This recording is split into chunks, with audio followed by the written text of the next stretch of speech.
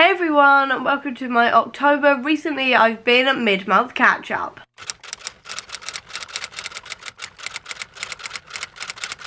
We're now in the middle of September and I've been doing a lot of really fun things this month that I want to talk about. But first I'm going to start with what I've been reading recently and then go through everything else. So let's get into it. The first book I want to mention is Dead Girls Walking. I've been reading this as an audiobook and I've been really enjoying this one. This one is all about a young girl whose dad was a serial killer on this old campground, and now she is back at this camp for a sort of summer camp thing where she's trying to find her mother's body, and now suddenly other bodies have started dropping, and I am really enjoying finding out more about Temple's life and what happened to her as a kid and unraveling what's happening now. It's all done really well. I'm about halfway through at the moment, I think it is, and I'm really enjoying myself. I've also just finished as well Derek Landy's Haunted House on Hollow Hill, which is the latest one in the Skullduggery Pleasant series, which also came out as a podcast in like August, September time, and then I was reading the physical book when it came out just now,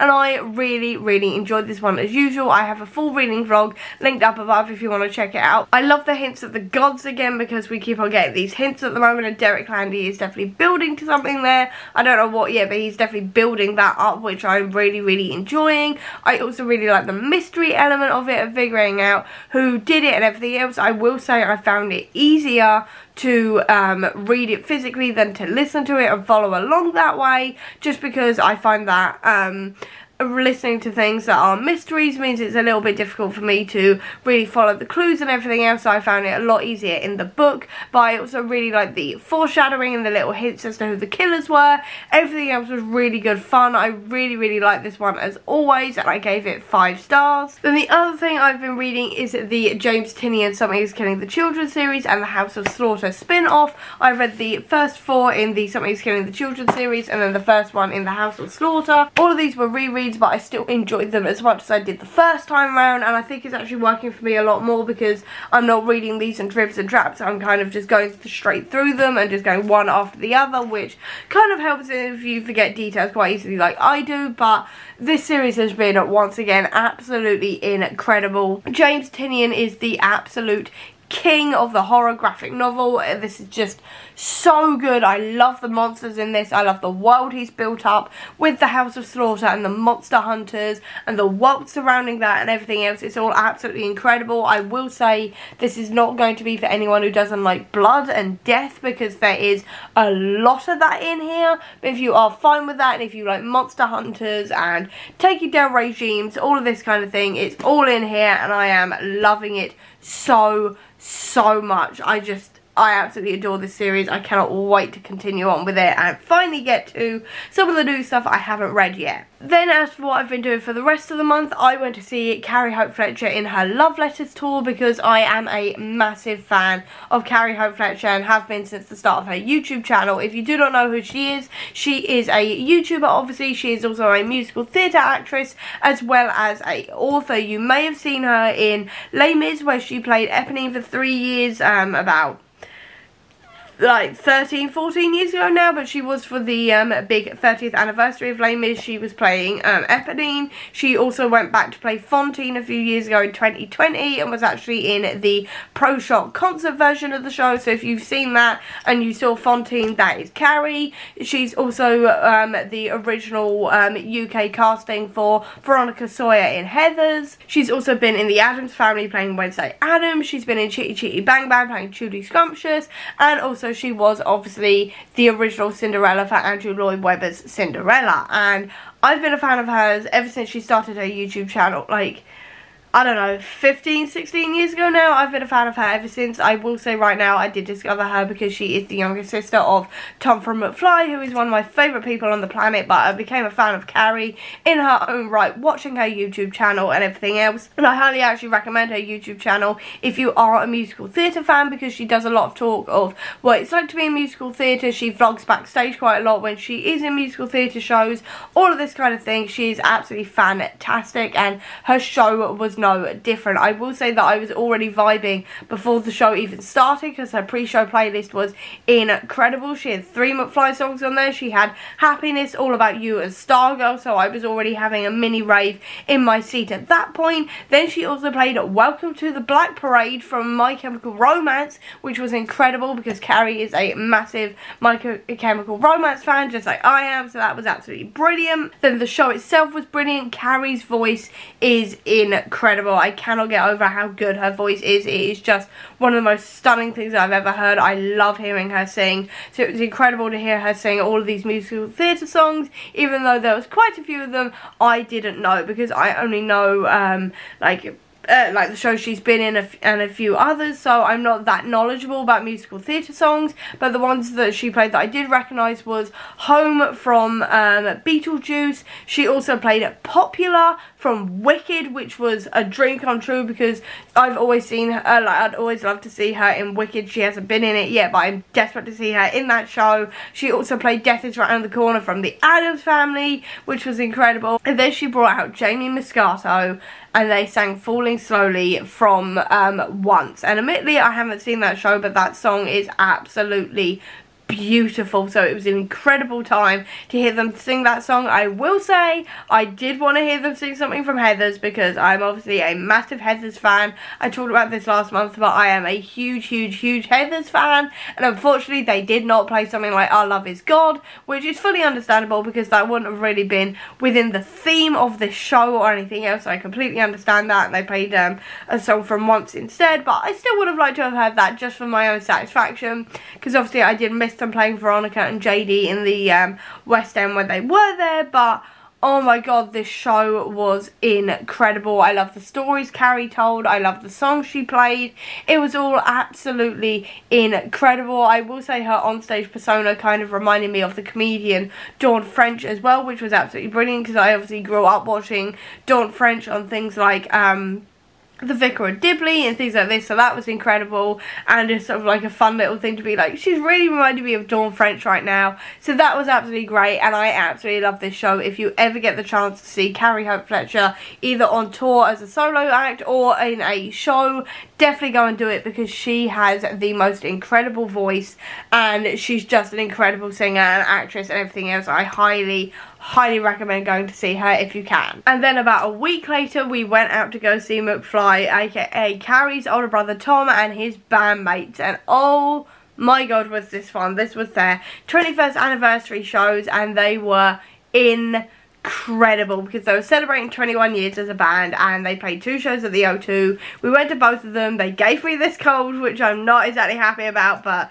to be honest, I've spent like 16 years going to McFly shows and haven't gone ill that many times, so it's about time I also caught the McFlu after the show, so that's absolutely fine. It was completely and utterly worth it because these shows were incredible. It was the longest set list they've ever done. It was nearly 3 hours each night, which was absolutely incredible to watch, especially considering how much energy they put into shows where they are running about all over the stage, jumping up and down, crawling all over each other, I won't lie. All of this kind of thing, not stopping once, absolutely going all out on these shows, which was incredible to watch. I mean, it was so good. And I mean, the songs they played, I was not expecting some of the songs they played because, for a little bit of context, their album Above the Noise was not a happy time for them for various reasons I won't go into, but it was not their greatest time in the world, so they don't generally play songs off that album.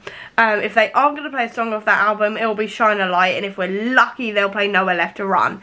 But under no circumstances will they play a song called Party Girl, which was the lead single off the album. They will not play it, they hate it, they can't stand it, and for years we've been going, play Party Girl, come on, you've got to play Party Girl. Imagine if you started the 21st anniversary shows with the opening, now let's party, and then it kicks off with Party Girl. Come on, you gotta do it. And they play Party Girl.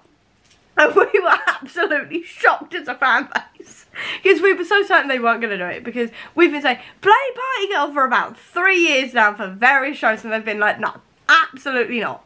And they played it this time and it was I still remember when Ducky's doing like the crowd interaction, so he was going so like, when I say now let's, you say party, now let's party, now let's party, and we were all like, oh my god, they're playing Party Girl, and they did, and it was incredible. Like, don't get me wrong, the song sounds so much better live than it does on the album, and it was incredible to hear that. And then also If You See Kate, which they also haven't played in years, they also didn't stick to just the like singles for the rest of the show either. They also played things like Surfer Babe, Ultraviolet, they also did things like Touch the Rain. There was also a little bit of like Too Close for Comfort and things like this, which is one of my favourite songs. They were also playing unreleased songs like Touch the Rain, like I said, and the whole show was just incredible. And I mean, I was jumping up and down and singing and screaming the entire night, both nights. And it got to the Friday, I was at home and I could barely walk up the stairs. I was that exhausted, but it was so much fun. And I mean, the whole show was absolutely incredible. It was such a good celebration of the last 21 years. Obviously, I've been putting like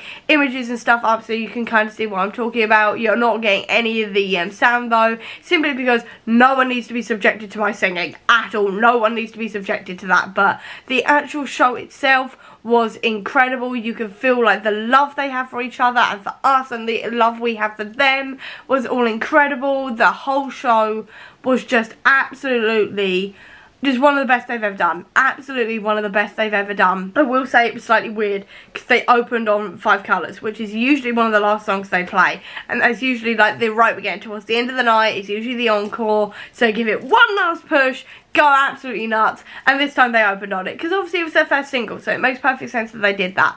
But I was just a little bit like, wait a minute, this is usually the end of the show, and this is not the end of the show, this is the beginning of the show. And it was just a little bit weird for me, but I absolutely loved it. I completely understand why they did it, and I love that they did it like that. That was incredible. I also loved the like B stage moment. So what happens is about halfway through the show, they stop singing, or Danny stops singing, runs around the entirety of the arena, gets onto the B stage, then starts singing Celine Dion, because that's what he sang when he won the Masked Singer. He was dressed as Piranha, and for night 2 they brought out the Piranha costume, and the Piranha costume was right next to where we were. So we were in the back bit, we were a couple of seats in from the stairs, and Piranha was right there. And I'm trying to sort of add the video here so you can hopefully see what I mean, but that was incredible to see Piranha there as well. Obviously it wasn't Danny in there because he was getting around the like arena to get to the B stage, but it was awesome to see Piranha there. And the fact that this man by this point had been singing for 2 hours, then legged it around the arena, started singing that song, like It's All Coming Back to Me Now by Celine Dion, flawlessly, then went into Red, which is one of their most high octane songs ever. Like, the crowd goes wild for it, and I mean for good reason, because Red is just one of my favourite songs ever. If you get the chance to hear Red, do it. If you get the chance to see McFly live, just do it, because oh, the show is incredible. But Red absolutely goes off every single time, and he just did that flawlessly while like singing at the top of his lungs and really belting songs out while jumping up and down and everything else after running around the arena and singing for 2 hours. I don't know how Danny did it. Genuinely, I don't know how Danny did it and then continued on for the rest of the show for like another like 45 minutes. I don't know how he did it. Like, the man's voice is absolutely incredible. Just absolutely incredible. And I mean, the whole night, everyone was on top form. I mean, Tom was absolutely beautiful. They sang Bubble Wrap as well, which is just such a sad song, but so, so beautiful. Harry was on top form as well, even though he's been like training for a marathon. He kept going. And I mean, one bit that I've got to mention as well, I've been talking about this a lot, and I will, because I'm a massive McFly fan. I'm a huge Galaxy defender. My hair is literally dyed with 5 colours right now because I'm such a McFly fan. But I've also got to mention, right at the end of night 2, there was a fire, because I was singing The Heart Never Lies, which is one of their most emotional songs ever, which is basically saying another year over, we're still together, it's not always easy, but McFly's here forever, and the entire audience just starts crying. I was sobbing at this point. And then they have a whole lot of sparks coming down. And one of them set one of the towers alight on Harry's drum kit. Like, it was right next to Harry's drum kit. Dougie runs round the thing, and this is hilarious. I did not catch this, but somebody else has got it on video. And they ran round, and actually you can see this on Harry's Instagram. He posted it on Instagram. But Dougie's run round the sort of like ramp bit, and it's gone fire, and Tom's watching this, Dougie's watching this, Harry runs round to start like putting it out. Danny's not noticed a thing because he's still singing. And they managed to put it out and then flawlessly carry on with Harry managing to get back to the drum kit again to finish the song. And it was like, how they did that, I don't know. Like, how Danny didn't notice the madness going on behind him with Dougie shouting fire. And then, actually, to be fair, Tom and Dougie didn't do anything for like a couple of seconds. They just sort of looked at it. Tom continued to look at it. Dougie tried to pour water on it. And then other people from the O2 actually came out and fixed it. But it was just like, this is the absolute bonkersness that happens and on a McFly show, to be honest. These things don't usually happen, but it was just hilarious to watch that back. You know, and just be like, that happened, I didn't notice, how did none of you react to that? You know, it was absolutely hilarious. And I love that moment so much, even though I didn't actually witness it because I was too busy looking at Danny and crying. So that was the whole thing. And then the last thing I've got to mention about these shows is night one, because night one is where they announced the McFly versus Busted tour, which was not what I was expecting to happen, I won't lie. What they're going to be doing is going on tour next year, where they're going to be battling of the bands, McFly versus Busted, which, if you are from England, you know this is going to be a serious thing, because they were the two bands that came out around the same sort of time, and they've always had this friendly sort of rivalry with each other, and next year they're going to be sorting out for once and for all who is the better band. And what they did was, for the last year at all of their summer shows, they've been kind of like slagging each other off in that kind of like banter kind of way, and they got to Room on the Third Floor, got to the end of it, Dougie's just done a bit of slagging them off, which was hilarious, and then Busted walked out on stage and basically went, we challenge you to a battle of the bands to find out who's going to be the best band for once and for all. And all of us McFly fans have gone, bring it, because we're going to win this, because we are a determined bunch, put it that way. And it's going to be so much fun. The tickets go on sale at time of filming on Wednesday, so I've got to get up at 9 AM for pre-sale, which I'm not exactly looking forward to, but anything to cheer on my boys, so I'm very excited about that. And I think for the next year, I'm just going to be even more of like a proud mother than I already am with my boys. I keep on calling them my boys. They're not my boys, but I always call them my boys.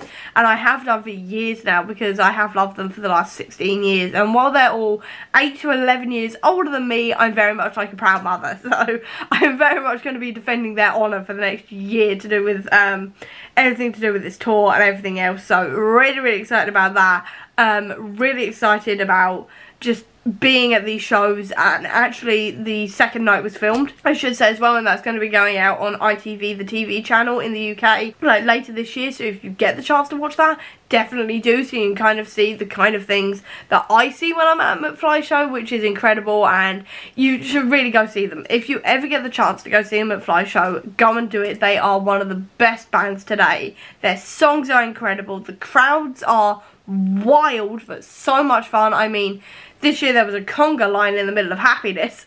Like, there was an impromptu conga line in the middle of the crowd, which was great. Stuff like this, but the crowd are always absolutely bonkers. They're bonkers. You have so much fun between the songs they play, the banter they have on stage, the antics they get up to on stage that doesn't usually involve fire, but things like this, it's so much fun. I highly recommend it if you ever get the chance to go see them. If you don't, watch the ITV special, because you'll see why I love them so much. You will definitely see it, because it was just so much fun. I had the greatest time in the world at those two shows, and I mean, I'm ill and I'm paying for it now, but it was so worth it. I loved every single minute of it, to say the least. Then as for what I've been watching in terms of TV, I've just finished, as of last night, The Haunting of Bly Manor, and I literally marathon this in 2 days because I could not stop watching it. It was incredible. This is done by Mike Flanagan, who also did The Haunting of Hill House, Midnight Mass, all of the House of Usher,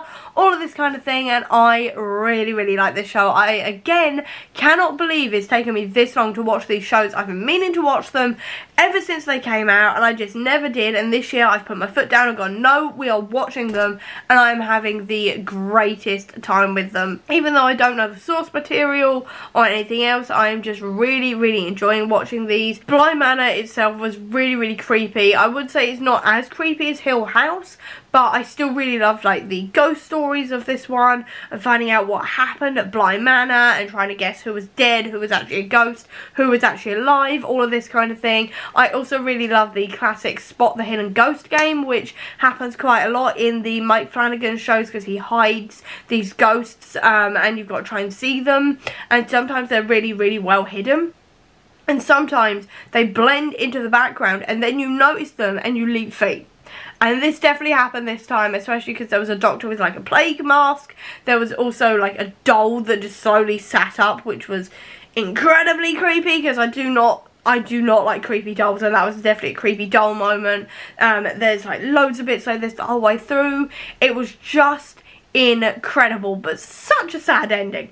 I will say it was the saddest ending I've seen for a horror, so that was a little bit sad, but I genuinely loved this show so much. I cannot wait to start Fall of the House of Usher, which I will be doing soon. I do have one other thing I need to watch first though, which I'll talk about in a minute, but I absolutely love Bly Manor. I am really, really enjoying going through all of these Mike Flanagan shows. They are incredible. And then speaking of incredible shows, I've also been watching Agatha All Along, which, oh my god, just...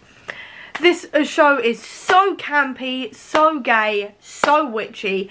I am loving it so much. Like, I mean, this is exactly what I wanted from an Agatha TV show. It is very, very campy in a lot of ways. I'm loving how it's going through the eras like WandaVision did, but in a different way. I'm loving, like, everything to do with the Witch's Road and all of the Easter eggs they're putting in there for, like, the Salem 7, and then figuring out who Rio actually is, though admittedly Funko did spoil it. But there we go. I'm loving finding all of the hints to that. I am loving as well just finding out more about each of these witches and like unraveling what happened to Agatha and her son Nicholas Scratch. All of that is really, really fun, really, really interesting. And then also the big reveal about Joe Locke's character. I won't say what it is in case you're waiting to watch it, but I called this years ago now. Ever since he was cast, I literally made a TikTok years ago when he was cast and went, I know who he's playing, and it turns out I'm right. After the last episode, I literally watched that episode as it aired. After I got back from the first McFly show, I was exhausted, but I was staying up because I was already up anyway. And I was like, well, I may as well just watch this live, and I'm so glad I did because, oh, I'm so glad that Mum and Dad get spoiled for me, that ending, because that reveal was so good, and I cannot wait to see what it means for his character. I've got so many theories about what it means and what's going to happen now with him and what he's doing and where he's going to go now in this show and in the MCU as a whole, and I am so excited about that. But just this whole show is so good. My only thing is I'm really hoping we're going to see Patti LuPone get her moment where she gets to sing the Witch's Road ballad for herself, because at the moment she's been a little bit in like the background as sort of like backup vocals, so I'd love to see her do it as like a full thing, because obviously she's Patti LuPone, she is a Broadway legend, so I'm hoping we're going to see that. But apart from that, just hats off to Jack Schaefer, because she has done it again. She is the one who did WandaVision, and she's doing it all over again. She is doing incredibly with the show, and quite frankly, I think she should do everything witchy and all of that kind of thing for the MCU going forward, because she is nailing it, and I am loving every moment of it. And then speaking of Joe Locke, I also watched Heartstopper, so I rewatched the first 2 seasons and then watched the 3rd one, and oh, it was so beautiful. That show was just the most beautiful thing. I mean, it's so sweet and so like warm and you feel like you're being hugged while watching it, but at the same time it's not afraid to talk about those serious topics, because this series in particular is talking about things like eating disorders, therapy, having to have inpatient therapy, also like the fact that love can't fix everything. Sometimes you do need help, and like not putting the weight of the world on your shoulders at 16 years old.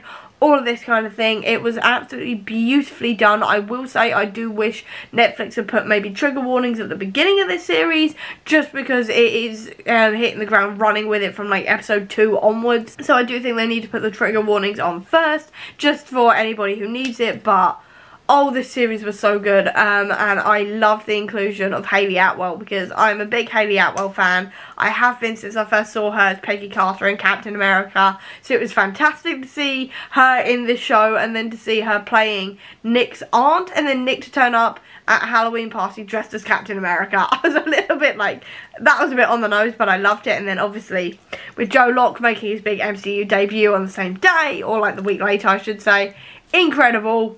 Like, brilliant sort of, like, wibbly-wobbly, timey-wimey multiversal thing, which made my nerd heart happy, but the whole show just made me so happy. I really, really enjoyed it. If you haven't seen it yet, and you aren't triggered by eating disorders and all of this kind of thing, definitely check it out, because it was so much fun. I loved it. And then the final thing I need to mention is Strictly Come Dancing, because of course I'm watching Strictly. I watch it every single year, and I drop everything to watch it, and this year is absolutely no different. This year is also the 20th anniversary, and the cast they have are incredible. I am loving the banter that they have between each other. I am loving the partnerships this year. I am loving how much talent we have, and seeing everybody grow every single week is incredible. And I'm just generally loving it. And once again, as soon as the opening number started, I was already on the shoulders down, like elbows up, come on, you got to do the proper framing here, get your head back, point your toes, point your fingers, shake your fingers, like all the rest of it. I was already on it, as I do every single year. I know nothing about dancing whatsoever. I just know what I've heard from the judges. That's all I really know. And yet I will spend the entire time just judging like I know what I'm on about. And I do this every single year, and I love it every single year. And this year is absolutely no different. I have two favourites though that I want to quickly mention. The first one is Chris McCausland, who is completely blind, and the lifts he is doing is incredible. Like, sighted people would be scared to do these lifts, and he's just doing them, and he's making it look easy. Like, if you can look up any of his dance routines online, they're all on YouTube, definitely go and look them up, because Chris and Diane are absolutely nailing it every single week, and they are absolutely incredible. Definitely go and look it up. And then the other person I really want to win though is Sarah Hadland with Vito, because Sarah Hadland I've been a big fan of for years now. She was on Miranda, which is one of my favourite comedy shows. I absolutely love Miranda. I still love Miranda to this day, and she was so funny on that show, so I'm obviously like really, really rooting for her, but I'm also really rooting for her partner Vito, because Vito is just so talented, but he's also so funny. He is absolutely brilliant to watch. There are so many moments that are absolutely hilarious with him. Watching him interact with Claudia Winkleman as well is always absolutely hilarious. I love watching the two of them interact. I love watching Vito interact with Sarah and just everybody else. They're incredible. Again, look up their dances if you can. They're all on YouTube, but they are just brilliant. I so want them to win, if not just to see Miranda herself's reaction, because her and Sarah are like best friends, and her reactions every single week to Strictly are just the reactions I have, to be honest. She is absolutely brilliant. I'm loving watching her just react to this every single week, and just being so excited about all of this. I really hope Sarah makes it to Blackpool, and which is like a midway point where everybody tries to get to, because Blackpool is obviously the home of ballroom dancing. So I'm really hoping they make it to Blackpool, and then Miranda can be in the audience, because as a Strictly super fan, I know that would absolutely make her year. I'm hoping Sarah like lifts the glitter ball as well, and I hope Miranda's in the audience for that as well. But we'll see. It's a little bit early to talk about the final, but I am just loving this year so much. There's been so many in-jokes, like the fact that Nikita, one of my other favourite dancers last week, said that they were going to be dancing to Hips Don't Lie by Shakira, and it turns out that it was actually the other Shakira song, which ironically I've just forgotten. But he just did a whole sing and dance bit about the fact they were singing that one, and then they went, no, it's actually the other one. And it already started choreographing a dance to Hips Don't Lie, which was hilarious. I love that moment. They're never letting him live that down, which was fantastic. There was last night where Vito high-fived Claudia, and Claudia was like, no, that was just a stop, we need to get the scores at the moment, and Vito just high-fived her, which was hilarious. The whole thing is hilarious. I'm just loving this series so much. I'm laughing every single week while I'm watching it, and I'm loving it so much. It was definitely the really great cast to get in for the 20th year of Strictly, and I am just loving it so much. It's just such a comfort show. It brings me so much joy at this time of year, and I am loving it once again. And then as for what I'm going to be doing for the rest of the month, I'm hopefully going to be relaxing a little bit. I admittedly have a wedding at the end of the month, and I've just realised I never mentioned the Elle McNichol book launch, but I do have a vlog for that as well, which I'll leave a link to up above. But that was an incredible night. I loved going to that one as well. That was absolutely brilliant.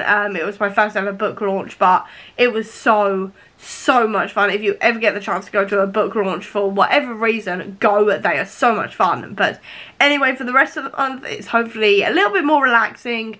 Probably not. I've got a wedding, but there we go. And then I'm just going to be reading. So I've got Silver Under Nightfall I need to read. I need to finish the Something's Killing the Children series. I've also got Hell Followed With Us and Spirit Hunters to read as well. So I want to get all of those read. I'm also going to be watching Devil's Hour, which is a really good TV show. It's a little bit like a thriller, but more like a multiversal wibbly wobbly timey wimey type thing. It's got Peter Capaldi in it, who is absolutely fantastic in the show, and it's just generally a really good show. So I'm going to be rewatching the first series and then finally watching the second one, because that's coming out on the 18th of this month. So actually it will be out by the time this video comes out, so I'm going to be doing that. I'm also going to be watching Rivals, because obviously I am, because David Tennant and Aidan Turner in it. I'm a little bit scared about it, I won't lie, because I have seen what it's about, and I have seen some of the reports and things like this of it being a proper bonk buster, so I'm a little bit scared, I won't lie. But I mean, I'm a fan of the TV show The Boys. Nothing can shock me at this point, so I'm sure it'll be fine. But I'm a little bit scared about watching that one, but I'm very excited to watch it anyway, because I'm a big fan of David Tennant, obviously, and also I'm a big fan of Aidan Turner, so I'm very excited about that. I'm also going to be watching the Fall of the House of Usher if I can. Obviously more Agatha All Along, obviously more Strictly Come Dancing, John Wick as well, because I started the series as well. I should say I rewatched John Wick 1 through 3, so I'm going to be watching John Wick 4 this week as well, and then any other spooky movie I can get my hands on. And I think that's why I'm going to leave this, because I don't really have anything else to say. My brain is kind of melting because obviously I am ill and I need to get some reading done. So I hope you enjoyed this video. If you did, please do give me a thumbs up. Comment down below, tell me what you've been watching recently. I'd love to know. Or if you don't have that much time, leave me a music related emoji down below to let me know that you were here. I'll also leave a link as well down below to all my social media if you want to check it out, including to the Comic Book Sanctum, which is my website dedicated to Marvel Comics, which is absolutely filled with all things to do with Agatha All Along at the moment, if you want to check that out. I'll also leave a link as well down below to my Bookish Etsy store if you want to treat yourself to something bookish today, or if you just want to see any more of my videos, please click subscribe here, and over here will be the link to my previous video. But until next time everyone, bye!